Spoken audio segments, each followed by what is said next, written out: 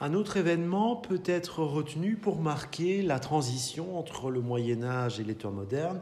Il s'agit bien entendu de la découverte de l'Amérique par Christophe Colomb en 1492. Alors, cette gravure est assez pertinente et instructive. Pourquoi ? Eh bien parce qu'elle regorge d'informations qui nous permettent finalement d'un peu mieux comprendre pourquoi cet événement, la découverte d'une partie de l'Amérique centrale, de quelques îles de l'Amérique centrale par la découverte de ces îles par Christophe Colomb en 1492 est important. Alors, Christophe Colomb, on le voit représenté ici sous le pseudonyme d'Admiral C. Colomb. Eh bien, Christophe Colomb, qui est un navigateur italien originaire de Gênes, va s'embarquer pour une aventure. Son objectif avant tout, c'est de découvrir une nouvelle route maritime permettant aux Européens de s'acheminer vers les Indes sans nécessairement devoir passer par des mers qui, à l'époque, étaient dangereuses ou par voie terrestre qui étaient tout aussi dangereuses et périlleuses. Donc c'est là l'objectif premier de Christophe Colomb. Et en 1492, il termine un premier voyage où il débarque sur quelques îles et il pense avoir accompli son objectif, c'est-à-dire il pense débarquer en Inde. C'est pour cela notamment que l'on parlera encore aujourd'hui, l'on parle des Indiens d'Amérique. Le terme indien vient justement de cette erreur, Christophe Colomb pensant avoir mis au jour une nouvelle route pour conduire les Européens aux Indes. En fait, il n'aura jamais conscience, mais Christophe Colomb a découvert un nouveau monde, un nouveau continent qui était ignoré, méconnu des Européens. Même si l'on sait au IXe siècle qu'apparemment les Vikings auraient déjà accosté en Amérique du Nord. Mais bon, ça c'est une autre histoire. Alors, cette gravure, elle est intéressante à nombreux titres. On voit notamment sur cette petite île une croix qui a été dressée. Christophe Colomb va travailler pour le roi et la reine d'Espagne, qui sont catholiques. Et donc, il va aussi prendre possession de ces nouvelles îles découvertes au nom du roi et de la reine d'Espagne, donc au nom de la chrétienté européenne. Nous voyons aussi des animaux étranges qui peuplent ces mers. Eh bien, ça fait partie aussi de la méconnaissance du terrain. Les Européens, encore à la fin du XVe siècle, pensaient que certaines mers pouvaient être infestées de monstres et de créatures étranges, de créatures fantastiques. Et nous voyons que l'équipage de Christophe Colomb est lourdement armé et semble très bien équipé. Vraisemblablement ici, le personnage de Colomb est représenté sur la Santa Maria, qui est une caraque, c'est un vaisseau amiral. Mais vous savez certainement que Christophe Colomb a utilisé aussi 2 autres bateaux pour cette aventure, ce premier voyage qu'il a mené en 1492. Il y en aura finalement 4, aller-retour entre l'Europe et les Amériques. Et ces 2 autres bateaux, on les appelle les caravelles. C'est une invention portugaise de la fin du XIVe siècle. Et ces petits bateaux robustes permettent de parcourir de longues distances et résistent assez bien aux intempéries. Je vous en parle pourquoi ? Parce qu'il est important de retenir que finalement, c'est grâce à toute une série d'inventions qui ont été réalisées au Moyen-Âge ou qui datent de l'Antiquité mais qui ont été pérennisées par les érudits du Moyen-Âge. C'est grâce à la caravelle, c'est grâce à l'astrolabe et à la boussole. Vous voyez ici une représentation. C'est grâce au travail des cartographes, donc grâce à différentes évolutions technologiques que finalement Christophe Colomb a pu s'embarquer pour cet extraordinaire voyage. Donc c'est un événement qui a marqué les esprits et qui est retenu aussi aujourd'hui pour marquer cette transition entre Moyen-Âge et les temps modernes. Et puis finalement, en 1492, donc un autre événement contemporain à la découverte de l'Amérique par Christophe Colomb se produit en Europe. C'est la création de ce dessin que l'on appelle l'homme de Vitruve. Alors, ce dessin, il est réalisé par un artiste que vous connaissez certainement. Vous avez son portrait reconstitué ici à l'écran. Il s'agit du célèbre Léonard de Vinci. Léonard de Vinci, artiste italien, que vous connaissez certainement par la production de cette peinture, la Joconde, la Mona Lisa, qui est conservée aujourd'hui au musée du Louvre en France. Mais Léonard de Vinci est un illustre peintre qui a réalisé aussi d'autres très très très belles peintures, peut-être même encore plus belles que la Joconde. Vous avez par exemple la fresque de la dernière scène qu'il a peint en Italie.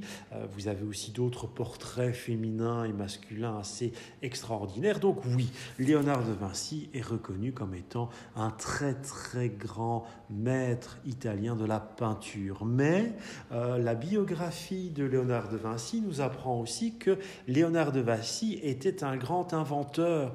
Il a longuement réfléchi, il s'est longuement interrogé sur de nombreuses thématiques, sur la botanique, sur l'analyse de l'anatomie humaine, sur le comportement des animaux, sur l'architecture, sur la possibilité de construire de nouvelles armes et de perfectionner celles-ci.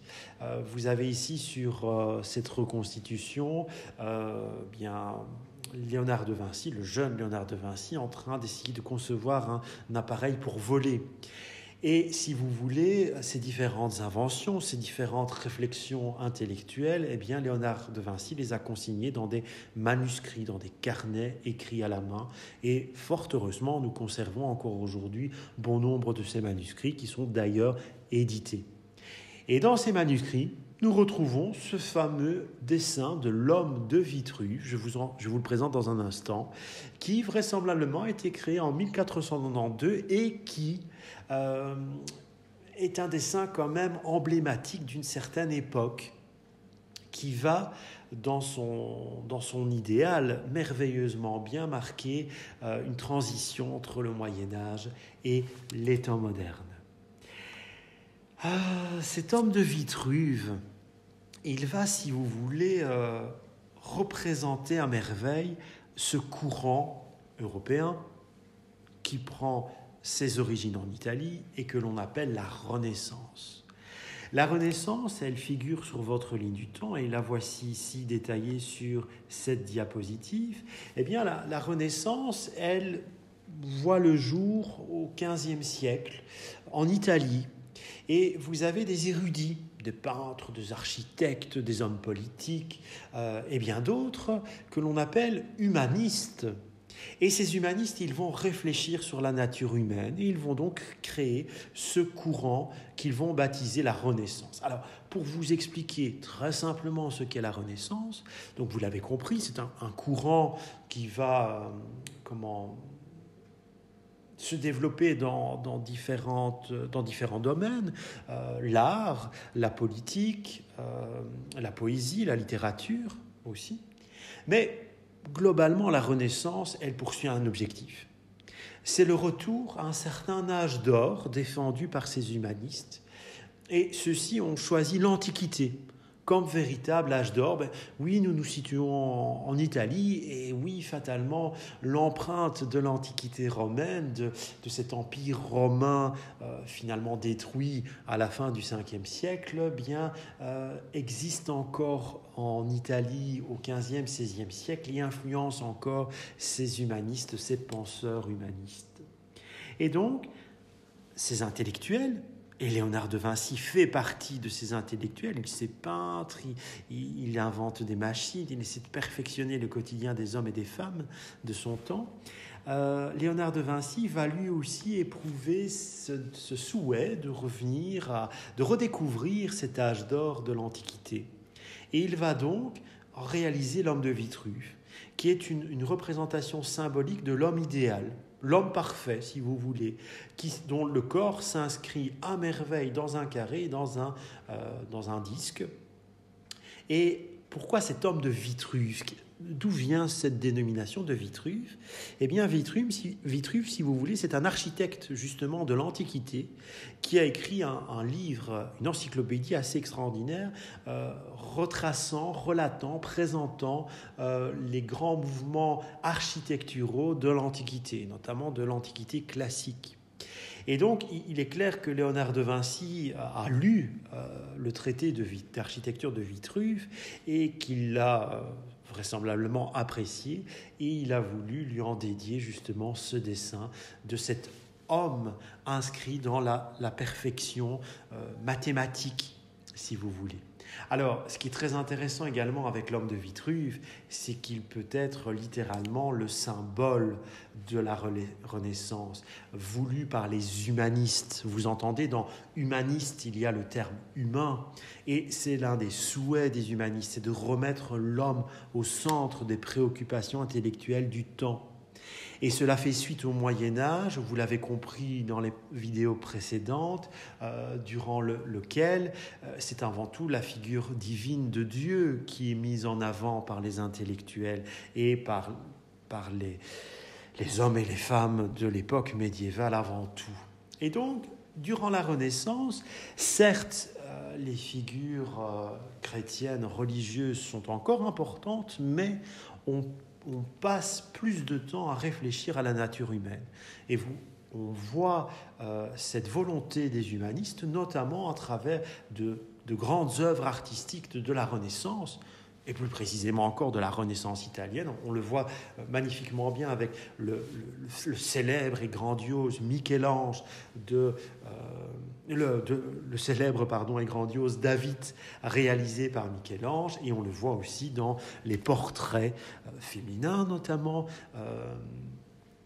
que Léonard de Vinci va réaliser, et aussi ce fameux homme de Vitruve. Et il y a encore bien entendu d'autres exemples d'œuvres d'art qui illustrent à merveille la Renaissance.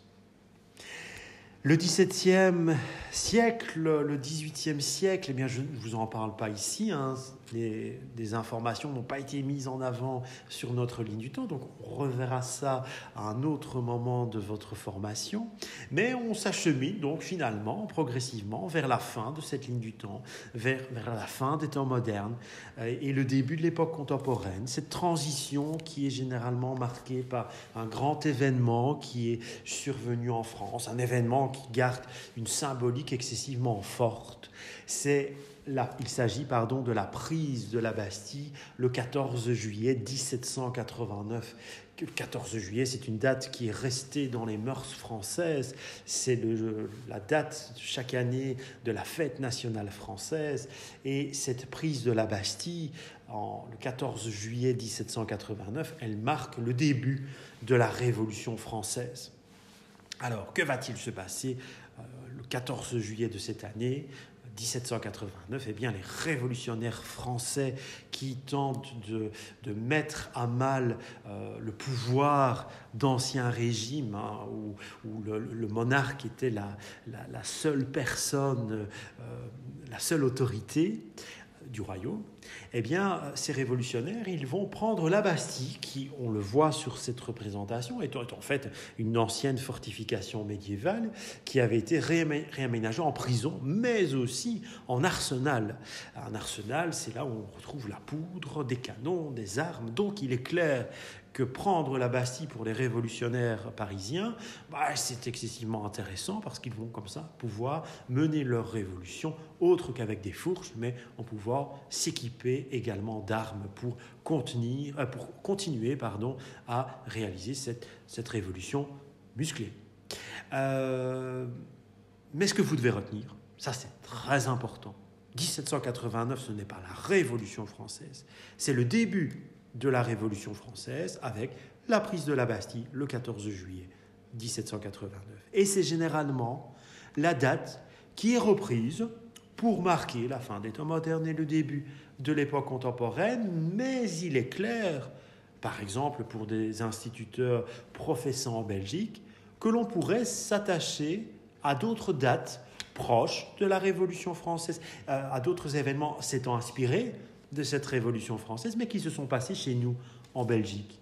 Ainsi, quelques décennies après la prise de la Bastille, en 1830, durant le mois de septembre 1830 en Belgique, eh bien, les Belges effectuent leur révolution contre l'occupant hollandais. Cette révolution belge, qui ne dure que 4 jours, elle se termine le 27 septembre 1830. Le 27 septembre, c'est aussi une date qui est utilisée chaque année pour fêter la Fédération Wallonie-Bruxelles, la communauté française. Et donc, le 27 septembre 1830, les révolutionnaires belges gagnent leur indépendance. Voici une autre représentation peut-être moins idéologique de cette, ou romanesque plutôt, de cette révolution belge qui principalement s'est jouée à Bruxelles. Et donc, le 21 juillet 1831, quelques mois après cette révolution belge menant à l'indépendance de la Belgique, eh bien, nous assistons au couronnement du premier roi de Belgique, Léopold Ier. Ce couronnement qui va nous permettre de basculer dans une autre histoire, l'histoire du jeune royaume de Belgique qui démarre en 1831. Donc il est clair que ces dates, pour un instituteur belge de 1830-1831, marquent quand même de profonds changements dans l'histoire de la Belgique. Et donc, ces dates peuvent très bien être choisies aussi pour marquer la fin des temps modernes et le début de l'époque contemporaine.